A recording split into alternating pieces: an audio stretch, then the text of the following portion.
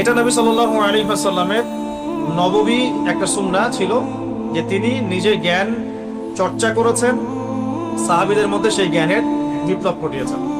আমি বলেছিলাম গতকালকে যে আপনি একজন সাহাবী দেখাতে পারবেন না যিনি কুরআন হাদিস এই বিষয়গুলোতে দক্ষ না।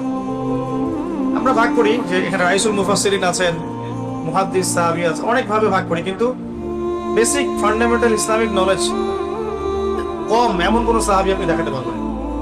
মাশাআল্লাহ সকলেই দ্বীনি ইলম অর্জনের দিকে সর্বোচ্চ গুরুত্ব দিয়েছেন। আমি আবু সুফিয়ান রাদিয়াল্লাহু আনহুর এক্সাম্পল দিয়েছিলাম। শেষ বয়সে বসে তিনি কান্নাকাটি করতেন আর বলতেন, হাযা কালামু রাব্বি, এটা আমার রবের কালাম। যাই হোক, এটা হলো নেতৃত্বের একটা অন্যতম গুণাবলী। আল্লাহ পাক যাকে নেতৃত্ব দিবেন বা ভবিষ্যতে মুসলিম উম্মাহর কর্ণধার বানাবেন, তাদের উচিত হবে জ্ঞানের প্রসার ঘটানো, জ্ঞানের একদম বিপ্লব ঘটানো।